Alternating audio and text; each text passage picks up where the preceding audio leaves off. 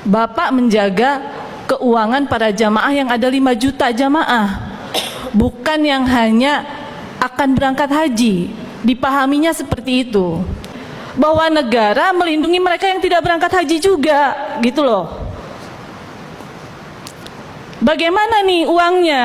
Ibu sekalian, narasumber, tadinya saya tidak akan memberikan tanggapan, tetapi saya sudah janji tadinya nggak akan beri tanggapan terhadap Pak Irfan pun sama.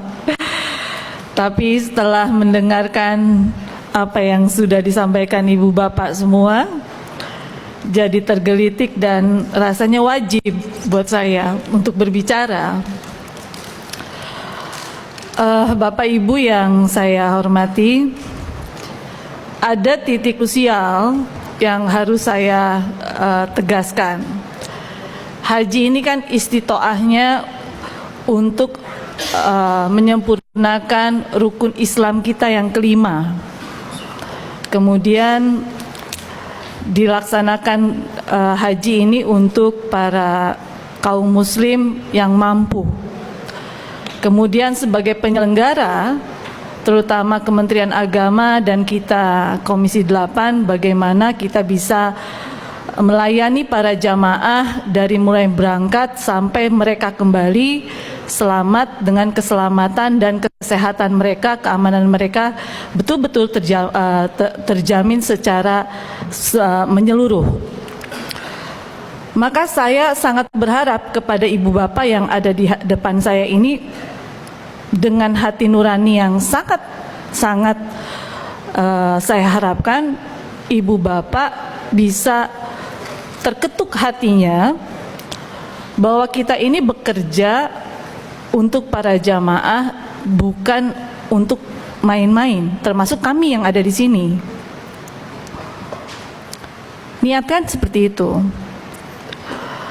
Jadi bukan kami berbicara angka 69 ini mahal atau murah, naik atau turun. Ini bukan angka harga bawang atau harga cabai gitu kan. Tetapi ini adalah angka para jamaah yang akan berangkat naik haji untuk mereka yang mampu. Niatnya seperti itu. Saya paham BPKH mengelola keuangan haji dengan niat untuk menjaga sustainable keuangan haji. Bapak menjaga keuangan para jamaah yang ada 5 juta jamaah, bukan yang hanya akan berangkat haji. Dipahaminya seperti itu. Maka kami pun yang ada di sini berkewajiban untuk menjelaskan para jamaah yang akan berangkat haji bahwa uang ini adalah untuk juga menjaga keuangan untuk jamaah yang tidak berangkat haji. Tolong Kementerian Agama pun menjelaskan itu dong. Hari ini kita tidak menjelaskan nih kepada warga negara Indonesia, seolah-olah yang berhak berangkat ini adalah para jamaah yang akan berangkat. Tetapi ada juga nih jamaah yang tidak berangkat haji. Harusnya kita juga menjelaskan nih untuk jamaah yang tidak berangkat haji, bahwa negara melindungi mereka yang tidak berangkat haji juga, gitu loh. Bagaimana nih uangnya? Maka Kementerian Agama melalui BPKH menjaga uang mereka. Uang mereka itu dikelola oleh BPKH. Nah, inilah yang harus kita jelaskan kepada para jamaah melalui BPKH dan Kementerian Agama. Bukan berkutat mengenai uang yang akan diberangkatkan oleh kita. Mohon maaf nih, saya agak melenceng dulu nih. Dari kemarin saya selalu berbicara, kita selalu berkutat di angka 69 juta, mahal. Iya, kita bicara mahal. Gitu loh. Porsinya 60-70. Yes, 60-70. Kenapa bicara 60-70? Karena ada 70% itu uang jamaah yang tidak berangkat haji, gitu loh. Itu harus dijelaskan. Selama ini tidak dijelaskan kepada para warga negara Indonesia. Kita menjaga uang mereka. Maka yang 30% ini adalah untuk jamaah yang berangkat haji. Pahaminya itu. Mohon maaf nih ya Bapak-bapak Ibu sekalian. Nah, berkembali kepada uang negara, saya harus menyampaikan kepada Ibu Bapak yang ada di sini, saya berterima kasih kepada Pak Irfan, tetapi ternyata di makalah yang Pak Irfan berikan kepada kami, tolong nanti di Pak Pimpinan, kita berbicara khusus dengan Garuda mengenai komponen yang memang ternyata tadi Pak Irfan keburu ditutup kembali.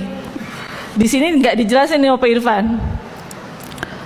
Ternyata ada komponen yang Pak Irfan jelaskan, ada aftur, ada AC, ada bla bla bla bla bla, yang selama ini kita nggak tahu ya Pak Pimpinan ya, gitu loh.